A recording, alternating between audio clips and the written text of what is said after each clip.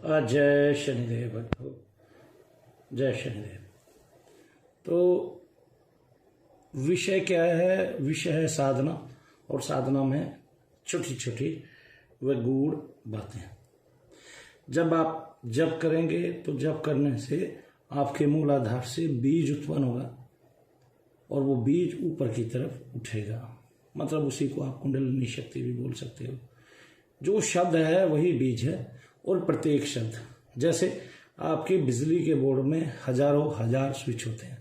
जैसे आप कोई स्विच कोई काम करता है, कोई स्विच कोई काम करता है, कोई स्विच कोई काम करता है, लेकिन वो विद्युत को आगे धकेलने में उस स्विच के जरिए वहां से कटा होता है, वहीं से आगे उसको विद्युत को आगे पहुंचाया जाता है, पार किया जाता है। अब उस विद्युत से पंखे चले, कुछ चले, कोई भी चीज चले। तो ऐसे एक बीज जो मंत्र में होता है वो आपके मूलाधार से उठता है, तो वो सभी चक्रों को घुमाता हुआ चलता है। उस चक्र से कंपन पैदा होता है, आवाज आती है, उससे ओम नाद, ओम ध्वनि और प्रणव आदि बीज जो है आप सुनते हैं। और प्रत्येक जप में ये बीज उत्पन्न होता ही होता है, और वो बीज मूलाधार से हमारे ऊपर की तरफ उठता है और सभी चक्रों को भेजता हुआ कहाँ आता है? आज्ञा चक्र में आता है। अब ऊपर से सहस्रार से चलता है चेतन चलता है सहस्रार से, और वो भी आज्ञा चक्र में आता है। लेकिन इसकी जो यात्रा है, बीज की जो यात्रा है, वो आपके नीचे से आपके एक एक चक्र में, विशुद्धि चक्र में, मणिपुर चक्र में, सभी चक्रों में होता हुआ मूलाधार से उठता है और फिर सब चक्रों में ठीक है होता हुआ ऊपर की तरफ चलता है। फिर चैतन्य जो है वो सहस्रार से चलता है केवल आज्ञा चक्र तक चलता है, और उस चैतन्य में एक तेज उत्पन्न होता है, और उस तेज से आपका वहां पे आपको कूटस्थ खुल जाता है और आपको दर्शन होता है। जो दर्शन होता है वो कई प्रकार से होता है। कुछ लोगों को ये दर्शन जो है केवल सोते हुए महसूस होता है, कि जब वो सोते हैं तो अर्ध निद्रा उनकी हो जाती है, और यहाँ पर आज्ञा चक्र में उनके तेज प्रकाशित हो जाता है, तेज प्रकट हो जाता है, और उस तेज के माध्यम से, उसी तेज में वो अपने इष्ट को देखते हैं, अपने इष्ट को जो है वहां पर पाते हैं।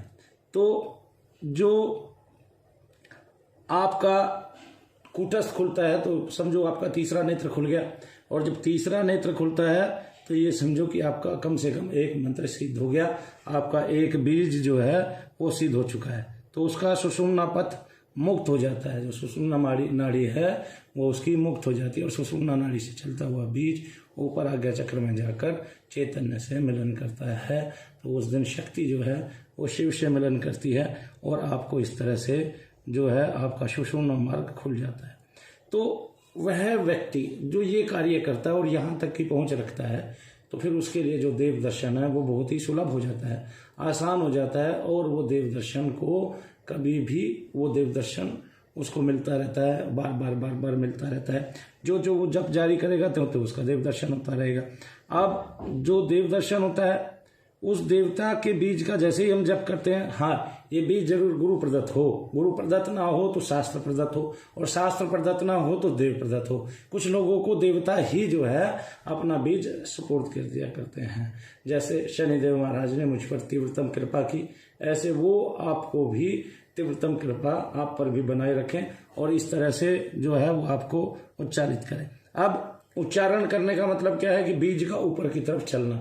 जब आप उच्चारण करते हैं तो बीज जो है ऊपर की तरफ उठता रहता है, और वो बीज जो है सब चक्रों से होता हुआ, प्रत्येक चक्र को विद्युत से संचालित करता हुआ, अपनी विद्युत से संचालित करता हुआ, उस ब्रह्म तेज से संचालित करता हुआ, उस देवता के तेज से संचालित करता हुआ, उस चक्र को घुमाता हुआ, और उस चक्र को इतनी तेज घुमाता हुआ कि उससे एक नाद उत्पन्न होता रहता है। और फिर वो आपको एक टाइम ऐसा आता है, ऐसे ही सुनाई देने लगता है, संसार के भीड़ भरे कोलाहल में बैठे बैठे वो आप उसको सुनने लगते हो। तो इसमें गुरु शक्ति का सहयोग लेना ही लेना है, और बीज जैसे ऊपर चलेगा चक्रादि भेद करेगा, और इस तरह से जो है षट चक्र भेद हो जाएगा, आपकी मंत्र सिद्धि हो जाएगी, और आपको देव दर्शन भी प्राप्त हो जाएगा। ब्रह्मतेज को ब्रह्मतेज जो है वो अव्यक्त है, उसको व्यक्त करना है, इसलिए ब्रह्मतेज की भी सहायता चाहिए। और ब्रह्मतेज जो है हमारे लिए तब सहायक होता है जब हम बीज का जप करते हैं, तो और या फिर प्रणव का जप करते हैं। ओम, खाली ओम का भी आप जप कर सकते हो और अन्य नान्य मुद्राओं को भी आप देख सकते हो। तो इस तरह से आपने जप करना जरूरी है आपके लिए। आप जप कीजिए, जप करने से आपका जप फलित होगा और जो बीज है वो ऊपर की तरफ संचारित होगा। तो कल भी मेरी एक सज्जन से बात हुई थी, अब्दुल करीम जी आते हैं, उन्होंने देखा बहुत सारे लोगों के 3-3 चक्र खुले हुए हैं, 4-4 चक्र खुले हुए हैं, लेकिन वो वहां पे जाके गुब्बारे की तरफ फूल जाते हैं। मतलब आपकी कुंडल सुषुम्ना मार्ग से जो है बीज जो है ऊपर तक जाता है, आता है।